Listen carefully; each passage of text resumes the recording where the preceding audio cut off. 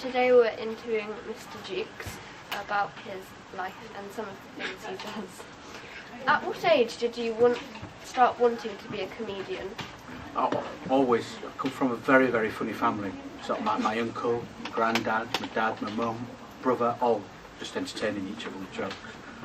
You know, I remember just as a kid, like long car journeys, going on holidays, we just used to be sort of howling with laughter.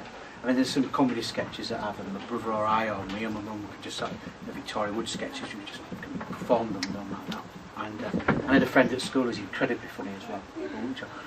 Constantly getting into trouble at lessons because I was always laughing. He'd whisper something or write something really funny and pass it to me, and I would just cry laughing in lessons. I always getting told off and somehow. So luckily I come from a background where there's lots of fun, and that was my inspiration. So when I got someone like my uncle or my friend, because they made me laugh, it used to be so good if I could make them laugh. I used to really enjoy that. So that's it. That's got it started. Why did you become an English teacher? I started my career, I've been teaching lots of schools. I started off as a drama teacher. I did lots of drama, and then gradually I just moved to media, because I did a degree in film studies, so I ended up teaching film and media, and through that we started adding in, because it's quite a similar thing, analysing things, analysing the film or analysing text. And I always loved English. I did English A-level, and always loved books, so and it's a real joy, especially if it's a book that I'm teaching. But I remember, say, from my teenage years, so I've just done with Year 9 of Mice and Men, and that really affected me when I was a teenager, so it's so good to teach that now, and Great Expectations in my Year 10 class. And again, I remember sort of there's real cliffhangers in that book, and I remember just being sort of surprised and delighted by them when I was a kid, so it's nice to sort of pass that on. What's your biggest inspiration? In terms of comedy? Just for anything. In terms of anything, it's family, it's people like my parents, obviously, and my brother. But I think also, there's another film, it was loads of actors, especially film stars, when you read about their early days, or people rejected them, you know, the amount of auditions they went to, or the amount of films they tried, and people just turned them down, but they kept going. And some writers, I mean, George Lucas, who created Star Wars, he went to 12 different film studios and sort of said, please make this film. And anyone would have given up after 4 or 5 people slamming the door in your face saying, we're not interested. But he kept going and kept going and kept going. And to have that much faith and confidence in what you're creating is amazing. So yeah, anybody who's not listened to anyone, who said you can't do it, and then just carry on.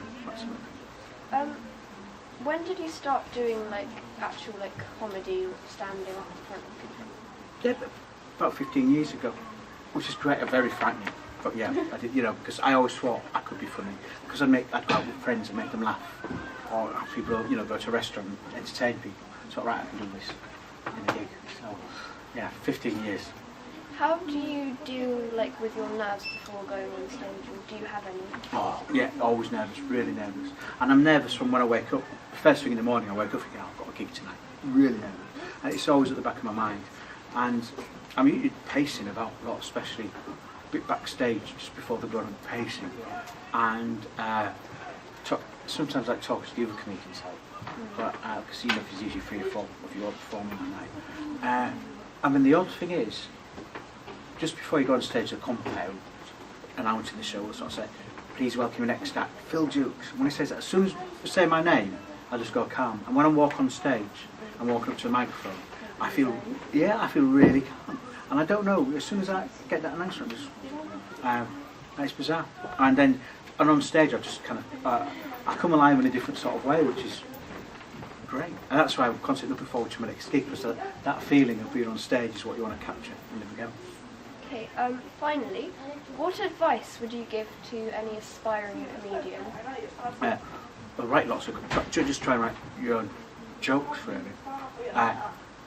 If you're telling your friends a funny story, oh, this is what I did last night, you never guess what happened, and you tell it to friends, then try and write it down. I mean, see how it reads. See if it reads like a comedy monologue. I mean, just if you can see comedy, you can watch it on YouTube. And if there's particular comedians you like, yeah, just try and, try and work out what they're doing, how they, because when you look at comedians, they don't really tell jokes. They tell stories. Yeah. And it's like, well, how can you weave jokes into a story? And it's quite, you know, it's quite an art form. But yeah, just write and watch comedy. I mean, YouTube, your favourite comedians, and watch that. Yeah.